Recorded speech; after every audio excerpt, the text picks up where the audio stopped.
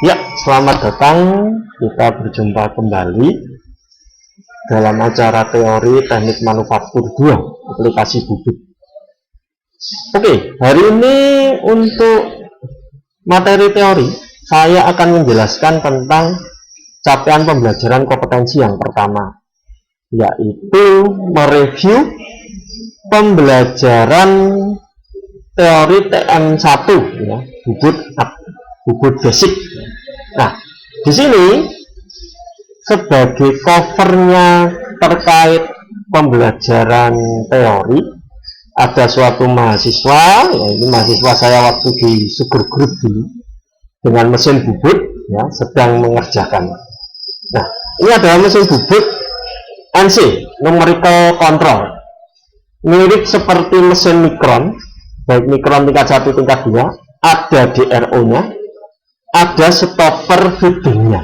Nah, ini hampir mirip semi otomatis ya, atau semi CNC, tapi masih hanya berdasarkan koordinat-koordinat yang tertulis di sini. Gitu. Nah, kenapa gambar ini saya tampilkan dari awal? Ya, perlu Anda ketahui, nanti dalam pembelajaran TM2 aplikasi bubut itu mempelajari 5 faktor yang mempengaruhi proses pembubutan. Ya, ada 5 faktor yang mempengaruhi proses pembubutan. Faktor pertama, manusianya. Faktor kedua, mesinnya. Faktor ketiga, benda kerjanya. Faktor keempat, material mata potong. Faktor kelima adalah lingkungan di mana benda itu dibubut. Jadi ada 5 faktor itu yang akan saya jelaskan lebih rinci di pembelajaran bubut tingkat 2 ini. Karena 5 faktor itu sangat berperan dan berpengaruh dalam proses produksi yang sesungguhnya. Beda dengan tingkat 1, ya. Beda dengan tingkat 1, Anda hanya mempelajari terkait dengan tekniknya, ya, tata cara bubutnya sesuai dengan SOP, ya, Standard Operation Procedure yang Anda tulis di WP atau Work Operation Sheet. Baik, kita mulai saja masuk ke CPK 1, yaitu review teknik manufaktur 1. Oke, sebentar. Nah, ini dia. Ya, tidak apa-apa ya, kita ngulang sedikit ya, supaya Anda dan saya itu sama-sama satu paradigma, ya, satu pikiran mengenai pembelajaran bubut. Nah, kita ingat betul bahwa mesin bubut adalah mesin perkakas di mana membentuk benda kerja menjadi silindris. Ya, silindris di sini bentuknya adalah tabung.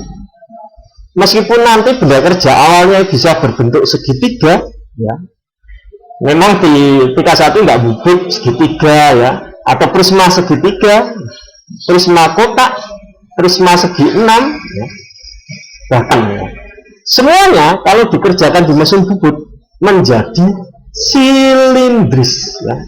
Bisa juga berpenampang lingkaran, ya. Mau nanti bentuknya kotak segi 6, segi 8, ya, itu nanti diproduksi sering seperti itu.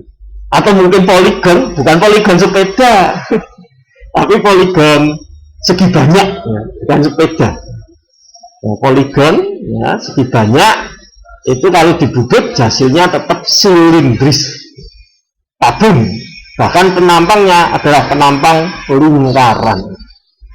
Nah, kita ketahui dulu waktu tingkat 1 ya, bagian-bagian mesin bubut. Nah, sebenarnya mesin bubut sendiri itu hanya ada 5 bagian. 1 di sini, headstock, 2 bed, ya, 3 apron atau carrier, 4 tailstock, 5 control unit. Nah, ini nanti tiap bagiannya dijelaskan lagi. Nah, ini contohnya keterangan nomor ya.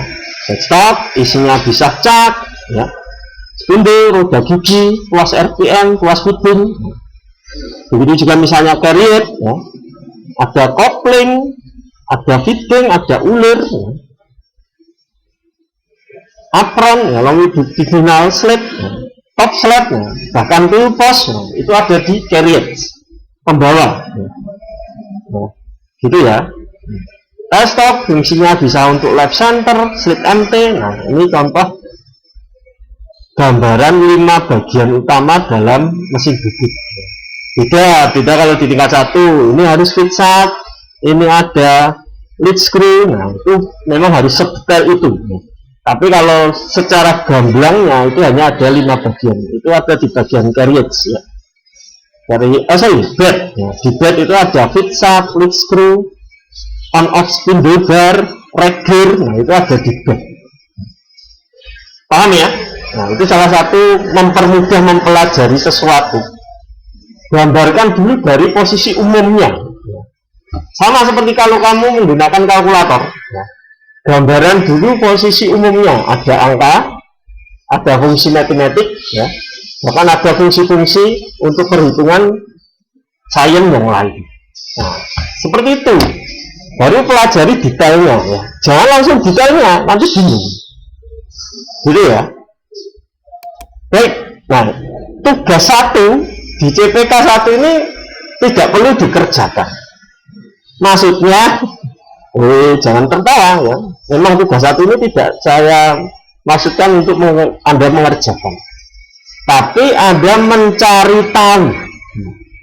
Misalnya cat model scroll seperti apa, model pokat seperti apa, hidrolik seperti apa. Nah, karena di unit produksi cak itu ada yang modelnya scroll, bahkan pokat maupun hidrolik. Nah, itu kalau Anda tidak paham, ya, silakan cari di internet. Nah, di internet banyak informasi ya, yang perlu Anda cari.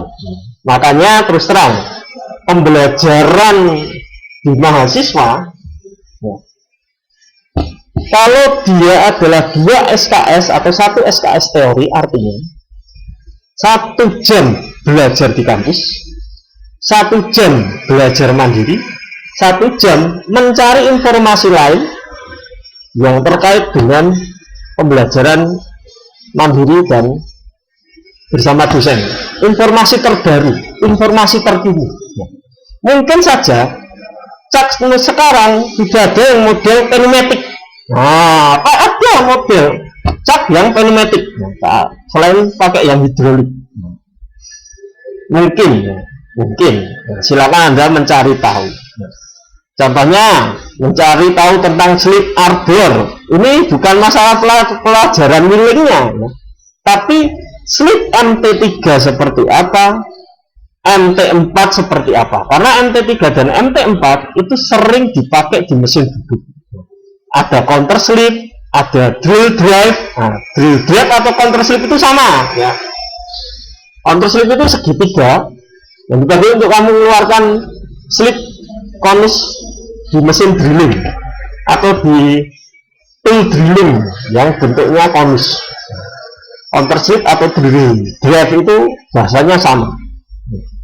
Counter slip itu lebih ke arah orang Eropa, kalau drill drive itu lebih ke arah orang Amerika. Nah, spedures bentuknya apa, Flores saya rasa sudah pernah diajarkan ya oleh Mas Eko ataupun Pak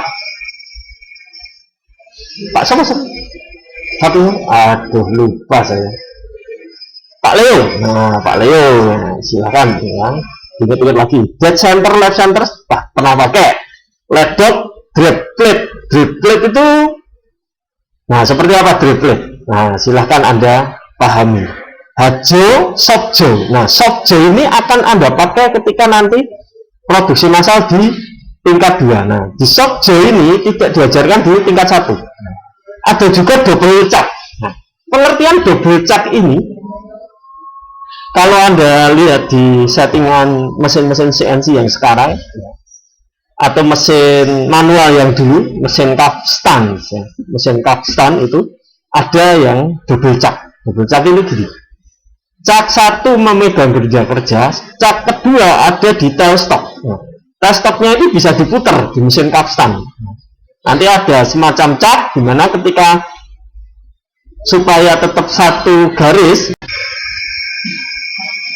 Ya, mengulang yang double cap tadi. Oh, silakan Mas. Ulang yang double cap tadi, capnya sini satu, capnya yang satunya adalah di desktop. Nah, di sini nanti ketika memindahkan benda kerja dari sini ke cap kedua, ya, lalu dibuka lagi, misalnya saya mau membubut yang lebih besar, ya, saya cekam di sini dulu bendanya pakai cap kedua.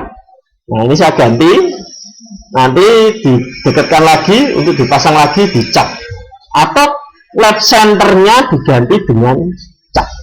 Nah, atau mungkin drill capnya diganti dengan cap yang kita tempatkan sebagai gantinya tailstock. Nah, itulah yang namanya double cap. Nah, itu pengetahuan baru ya, buat Anda yang belum pernah ya. Tapi kalau anak-anak SMK ya, anak-anak dari sekolah vokasi yang terkait dengan permesinan, double cap pasti paham gitu. Nah, ini silakan cari informasi, Anda pelajari lebih dalam ya, supaya Anda lebih paham mengenai proses bubut yang terkini, termasuk bahwa mesin NC itu sudah lama ada, cuma kalau di ATMI mesin NC kita tidak ada ya.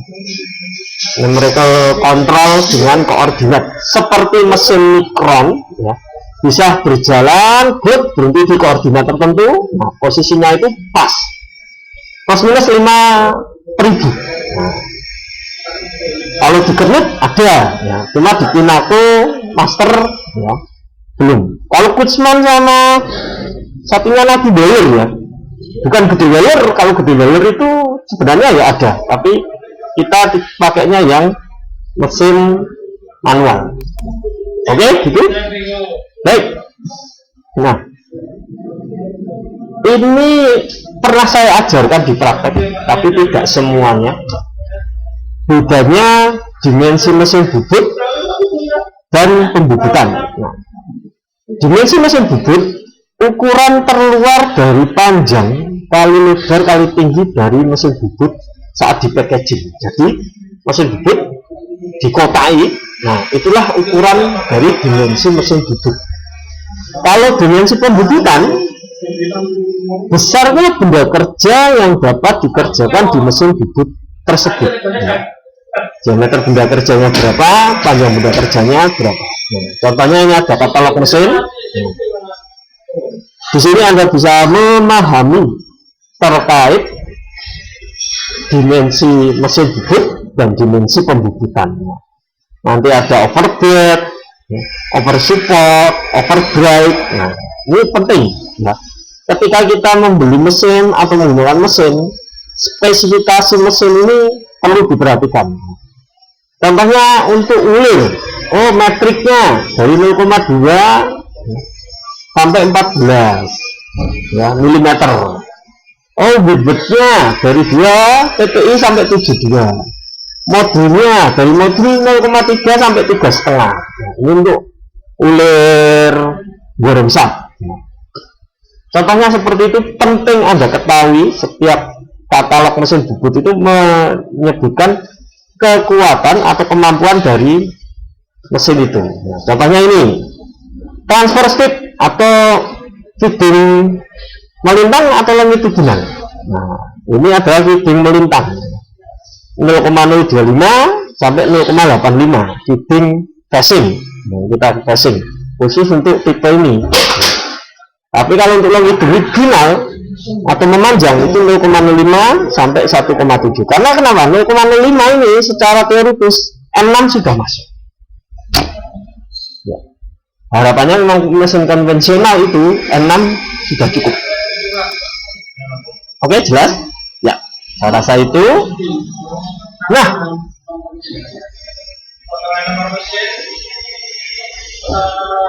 kita kembali mengingat tentang cutting speed dan RPM. Tidak apa-apa, ya memang penting ya. Kenapa setiap pembelajaran di tingkat 2 cutting speed dan RPM itu seakan-akan sudah ditinggalkan. Oh, yang penting pokoknya muter. Yang penting bisa motong. Jangan salah ya, jangan salah. Cutting speed tetap harus dihitung. ya, disesuaikan dengan material yang akan dipotong, alat potong yang dipakai. Nah, ini adalah contoh, ya, sedikit memberitahu. Nah, jadi cutting speed itu kecepatan penyayatan alat potong, ya, saat memotong benda kerja. Nah, ininya kalau cutting speednya tepat, maka keausan pada alat potong, ya, itu bisa diminimalkan atau mungkin bahkan tidak ada. Harapannya seperti itu. Contohnya ini untuk cutting speed itu pernah dilakukan percobaan dan sudah ditentukan oleh Dr. Insinyur Christian Verlaque tahun 91. Dia mengadakan percobaan dengan mempertimbangkan tegangan tarik pada benda kerja dan tegangan tekan pada cutting tool. Nah, dengan satu benda kerja dari ST55 didapat cutting speed seperti ini. Carbon to steel sekian, HSS sekian, HSS 8% kobat sekian, karbit dengan pressure 20 ton sekian, ya, karbit 30 ton sekian. Nah, itu beda-beda. Nah, dasar yang ditemukan ini, ya, termasuk juga rumus yang dibuat. Nah, kalau rumusnya ini sudah sejak awal, ya, bahwa RPM itu adalah 1000 kalikan cutting speed dibagi P kali diameter. Nah, ini adalah gubahan rumus di ATMI. Aslinya ini, aslinya rumusnya ini. VC dalam meter per menit, ya, karena satuannya meter per menit, ya, di sini milimeter, maka dikalikan 1000. Nah, itulah kenapa 1000 CS per kubik kalau di ATMI. Nah, tapi kalau di luar kamu akan ketemu VC per Pi kali diameter. Cuma diameternya milimeter, ini meter. Nah, makanya dikalikan 1000. Nah, gini ya. Jadi penentuan cutting speed, ya, tadi adalah proses pemotongan itu terjadi bila alat potong lebih keras daripada yang dipotong. Pertama adalah kekerasan. Semakin keras alat potong, semakin tinggi cutting speednya. Yang kedua, semakin besar densitasnya atau massa jenisnya alat potong, itu cutting speednya juga semakin tinggi. Misalnya sama-sama cutter HSS. Kok ini cutter HSS diameter 10, panjangnya 80, yang satu ditimbang cuma 80 gram, sedangkan yang satunya 120 gram. Nah, itu juga mempengaruhi cutting speednya, ya, karena bahannya pasti juga beda. Yang ketiga adalah tegangan tariknya, ya, tegangan tarik cutting tool yang satu dengan tegangan cutting tool yang lain terhadap tegangan tarik benda kerja. Nah, itu juga pengaruh ke cutting speednya. Nah, jadi ada 3 ya,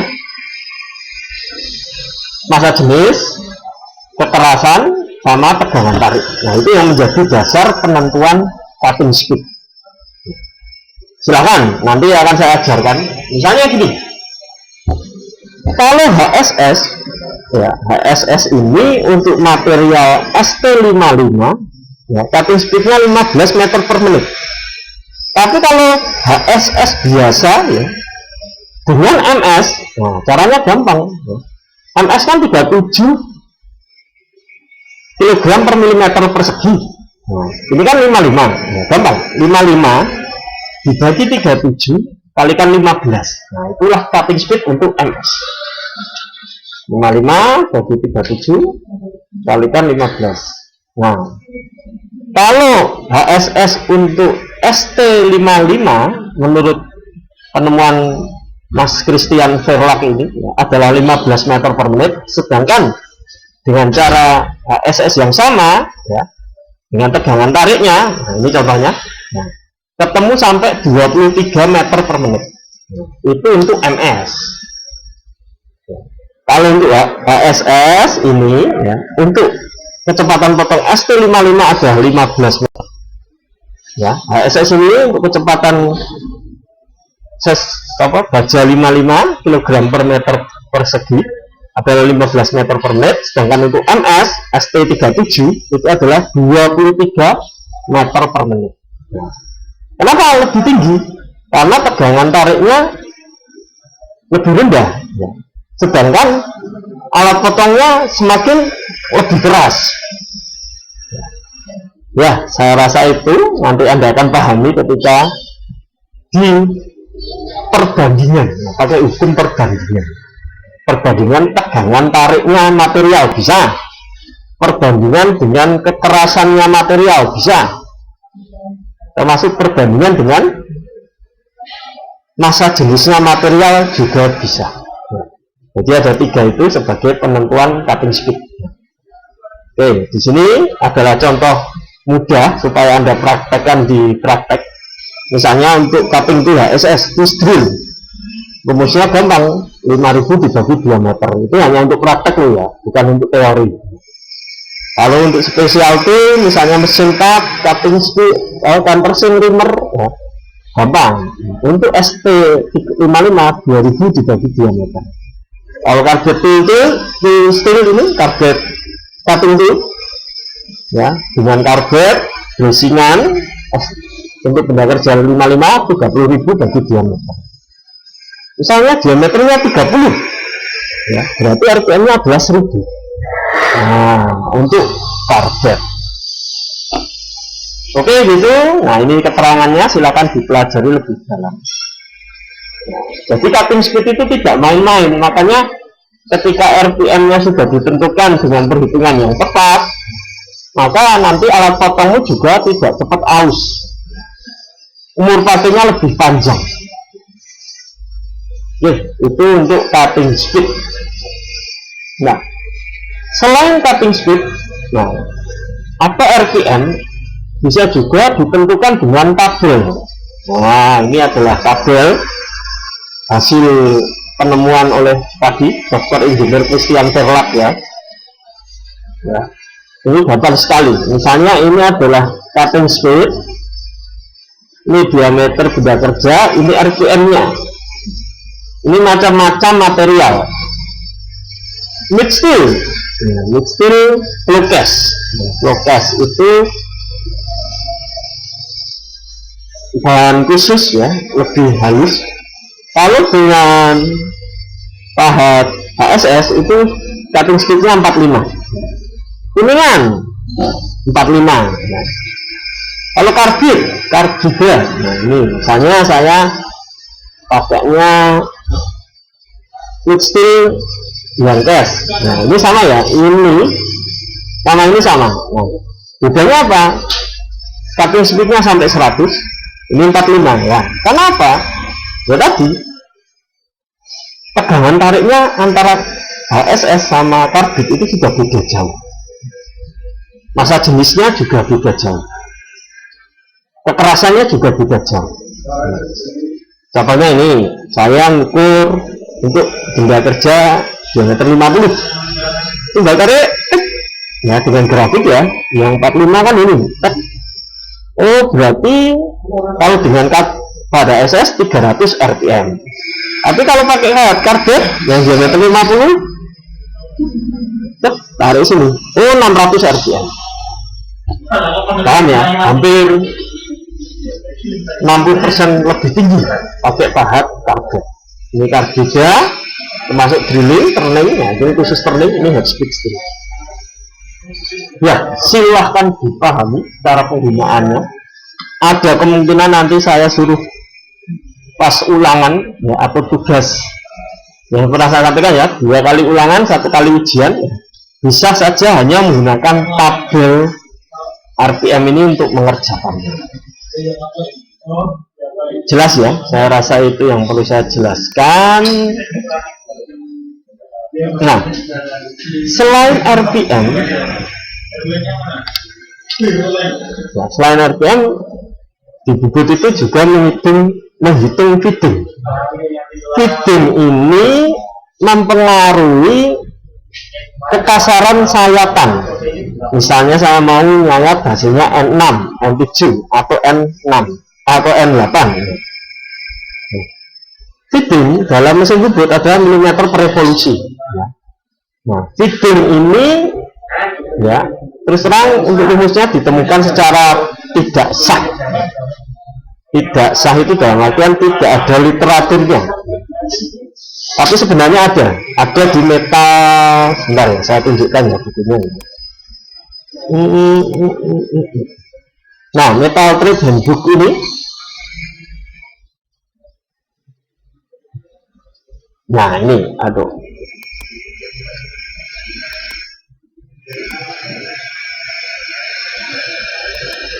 Dan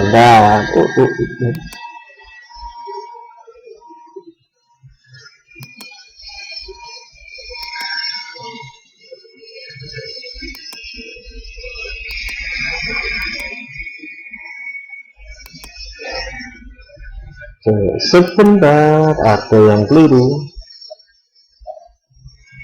Oke, saya kiri dulu sebentar. Ya, ini ada suatu buku ya, Metal Trade Handbook. Ya. Di sini Anda akan pahami lebih dalam ya, tentang proses mekanikal, ya, baik itu terkait bubut ataupun yang lainnya. Di sini nanti di dalam buku ini akan ada rumus gubahan dari ini. Rumus ini adalah gubahan dari feedingnya akar dari R, radius ketumpulan pahat. Kalau tidak ada dianggap 0,1. 8 ini suatu konstanta ya. Karena penemu rumus ini adalah beliau. Nah, jadi ini adalah konstantanya bapak ini. Kalau RZ ya, ketinggian nilai raba permukaan secara teoritis. N6 nilai rabanya sekian. Nah, jadi naik turunnya kalau di cross check dengan offset dial indikator itu sampai 8 per 10.000. Nah, itu untuk N6. Tapi kalau N7 hampir 1,6 per 1000. Nah, itu nilai kekasaran rabanya. Nah, kalau dirumuskan seperti ini. Nah, nanti kalau feedingnya ini dihitung, misalnya N6 ketemu 0,05 mm per revolusi. Nah, itu kamu coba, kamu taati, hasilnya harapannya bisa N6. Nah, gitu ya, saya rasa. Jadi feeding itu untuk dihitung guna N-nya masuk, karena diproduksi ada yang mintanya N6, ada yang mintanya N7, ada yang mintanya N8, ya ditaati saja. Karena gini, intinya adalah dalam suatu toleransi sekasar mungkin pengerjaan sehalus fungsi. Nah, jadi kalau mintanya N6 ya jangan dikasih N5, cukup N6 saja. Gitu ya. Oke. Nah, ini ada juga perbedaan mesin bubut baik dengan konvensional maupun CNC ya. Nah, perbedaannya ini paling mencolok itu kekasarannya. Di mesin bubut CNC N6 itu bisa terjadi di semua permukaan. Tapi kalau mesin bubut konvensional bisa jadi antara N8, N7 dan N6. Tidak menentu. Nah, penyebabnya adalah berdasarkan putaran mesinnya. Di mesin bubut CNC putaran mesinnya berdasarkan cutting speed. Kalau mesin bubut konvensional berdasarkan diameter benda kerja. Jadi ada namanya RPM-nya tetap. Sedangkan ini bisa otomatis berubah dari yang rendah ke tinggi atau tinggi ke rendah. Karena yang disetting adalah cutting speed-nya. Nah, cutting speed tetap. Nah, kalau ini RPM tetap. Nah, sini contoh perbedaannya di sini. Di mesin bubut CNC itu kalau cutting speed-nya tetap, misalnya di sini ya, di diameter 60, itu RPM-nya 500. Ketika di facing menjadi diameter 40, RPM-nya naik menjadi 725. mendekati inti menjadi 2300 sampai inti bisa jadi 3500, dan perpindahan RPM-nya berjalan secara cutting speed ya, maka semua permukaannya ini N6. Paham ya? Jadi semakin kecil diameter, RPM-nya bertambah sendiri. Itu bisa terjadi di mesin CNC. Tapi kalau di mesin konvensional, nah, ini diameter 60, RPM-nya tetap di posisi misalnya 500 RPM. Jadi dari diameter besar 60 sampai diameter 0 atau mungkin 10 terus menjadi 5 mili ya, dalam facing RPM-nya tetap 500 terus.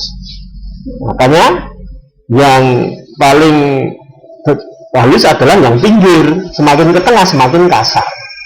Nah, itu sering terjadi di mesin konvensional. Oke, saya rasa itu untuk penjelasan fitting, cutting speed dan RPM. Nah, cukup. Nah. Sebentar lagi kita akan melanjutkan ke depth of cut dan power motor ya. Sebelum ke sini ya, kita akan lanjutkan ini sebentar lagi. Istirahat dulu. Melanjutkan teori mengenai depth of cut dan power motor. Dalam proses bubut ya, itu ada yang namanya kedalaman sayap atau depth of cut. Ini sangat dipengaruhi oleh beberapa faktor, bisa material alat potong, benda kerja, dan power mesin. Kenapa tujuan dari pengaturan depth of cut ini penting? Yang pertama adalah menjaga usia pakai mesin bubut supaya lebih lama, serta dapat mengurangi getaran dan defleksi dari benda kerja. Nah, itulah kenapa kita perlu menghitung depth of cut. Nah, maksudnya itu yang perlu dihitung adalah ini. Ini misalnya diameter 25, sedangkan saya membubut ukuran diameter 20. Berarti kan depth of cut-nya bukan 5 mili. 5 mili kan diameternya. Depth of cut-nya adalah setengahnya dari 5 mili. Itu 2,5. Apakah dengan depth of cut 2,5 mampu sayat atau enggak? Nah, jangan sampai nanti ketika disayat 2,5 catnya berhenti. Bisa jadi, karena kan sering kejadian gini. Mesin Pinako itu power motornya adalah 1,5 horsepower. Pernah dicoba dengan RPM 3.500, disayat 2 mili itu malah nggak kuat, bahkan catnya bisa berhenti. Dari kejadian itu sebenarnya bisa kita sesuaikan berapa sih depth of cut yang baik untuk mesin itu. Nah, dalam hal ini kita akan menghitung depth of cut optimum, depth of cut yang diizinkan, bukan maksimum ya. Maksimum ya kalau bisa ya mas, satu tip tahap bubut ya kalau mesinnya mampu, ya kalau enggak bisa-bisa catnya yang berhenti. Oke, baik. Hari ini kita akan membahas tentang depth of cut dan power motor. Intinya ada suatu korelasi, baik itu RPM, gaya potong. Nah, kalau Anda pelajari ketika ini memotong itu ada gaya potongnya. Gaya potongnya itu berapa? Nanti akan kita bahas. Terus terkait dengan depth of cut dan power mesin.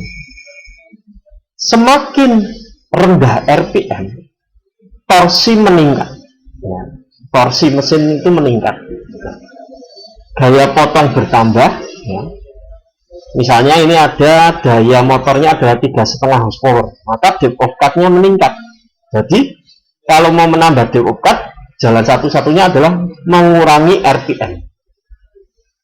Jadi itu nggak sesuai dengan cutting speed dan perhitungan RPM. Bisa jadi seperti itu. Ini produksi ya. Ini produksi. Ada kalanya hitungan RPM itu tidak harus 100% dipercaya.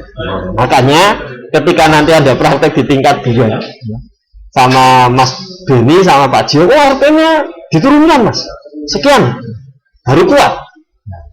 Mengingat tadi power mesin, ya. Semakin tinggi RPM, torsi akan menurun, ya. Maka potong juga berkurang, depth of cut-nya juga akan berkurang. Nah, korelasi hubungan inilah kenapa kita perlu menghitung depth of cut dari sesuatu. Makanya pernah saya ada pengalaman ya, terkait dengan depth of cut. Jadi gini, ketika saya drilling pair steel ya, yaitu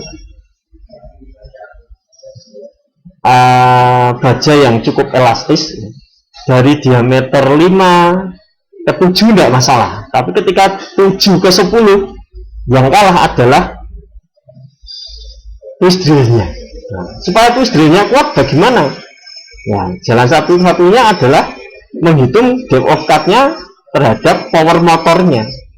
Oh, ternyata yang berpengaruh adalah RPM-nya. Maka RPM-nya yang kita turunkan. Akibatnya apa kalau RPM turun? Torsi kan meningkat. Maka keausan juga tinggi. Enggak. Keausannya enggak tinggi. Tapi karena torsi meningkat, ada kemungkinan twist drill-nya patah. Ya.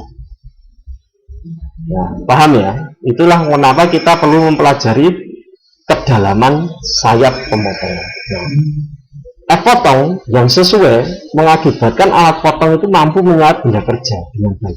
Tapi belum tentu umur cutting tool-nya lama. Ini adalah prinsip dari depth of cut dan power mesin. Nah, oke ya. Nah, ini contoh tabel. Ya. Semakin dalam depth of cut-nya, umur pakai dari pahat semakin turun.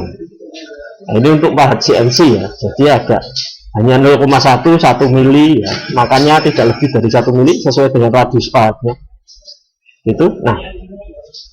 Nah ini hitungannya ini. Nah, rumusnya cukup singkat. Ya. Menghitung dulu gaya potong dari pahat proses bibut itu.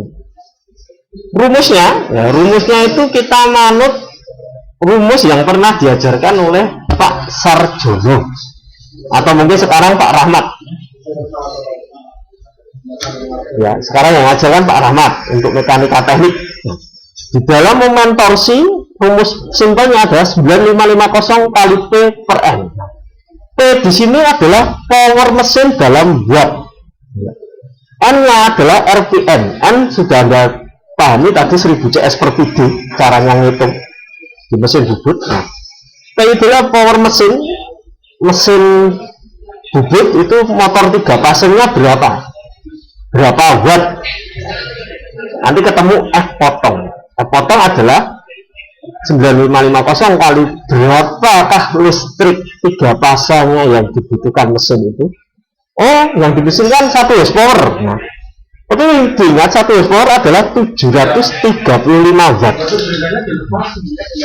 Sebenarnya secara praktis setiap 1 horsepower itu 1 mm depth of cut. Kalau 2 horsepower 2 mm. Ini hanya gambaran umum, tapi ada kasus tertentu perlu dihitung gaya potongnya. Nah, kalikan N, RPM-nya mesin yang tadi kamu hitung berapa? Setengah diameter cat. Ya. Karena apa? Kita ikutnya momen torsi tadi. Momen torsi di sini adalah setengah diameter cat kali F potong. Nah, jadi F potongnya ini didapat dari momen torsi F potong kali setengah diameter cat. Jadi untuk mendapatkan F potong rumusnya jadi seperti ini. Depth of cut penyayatan, gaya potong dibagi luasan yang disayat. Nah, luasan yang disayat ini. Nah ini luasan yang disayat.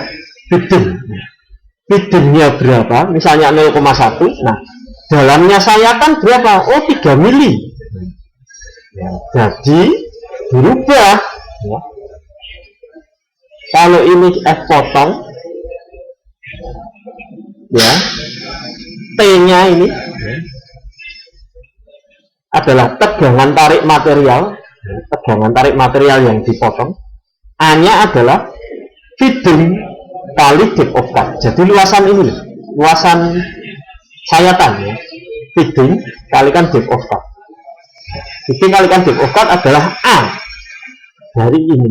Nah, dibalik aja, maka depth of cut tegangan tariknya turun, ya, depth of cut-nya naik. Nah, ini depth of cut adalah F potong dibagi feeding kali tegangan tarik material. Nanti Anda akan dapatkan depth of cut yang pas, ya, secara optimum, secara teoritis untuk proses pemotongan di mesin bubut, sehingga nanti mampu sayap. Gitu ya? Ya, saya rasa itu yang perlu saya jelaskan. Nanti silahkan Anda berlatih contoh-contoh persoalan teknik di CPK 1. Ini ada nomor 1, ada nomor 2, nomor 3, nomor 4. Nah, ini nanti Anda akan pahami mengenai teori yang ada di CPK 1. Contoh-contoh soalnya seperti ini. Nah, kapan-kapan akan saya bahas untuk pembahasan contoh soalnya. Untuk saya rasa teorinya cukup sekian dulu. Nah, untuk CPK 1, capaian pembelajaran kompetensi 1. Silakan nanti Anda pelajari, Anda coba jawab pertanyaan ini. Oke, saya rasa sudah selesai untuk teori hari ini. Saya harapkan apa yang saya jelaskan ini membuat Anda semakin jelas dan mengerti bagaimana proses bubut di dalam produksi. Pertimbangannya ada 3 ya, 4, cutting speed, ya, RPM, feeding, sama depth of cut mesin bubut. Nah, itu perlu Anda pahami dulu. Itu adalah review teknik manufaktur yang pertama. Nah, ini silahkan Anda pahami, Anda baca lagi, dan juga mengikuti video yang saya sampaikan. Terima kasih. Salam sehat untuk Anda semua, dan salam sejahtera bagi kita. Amin.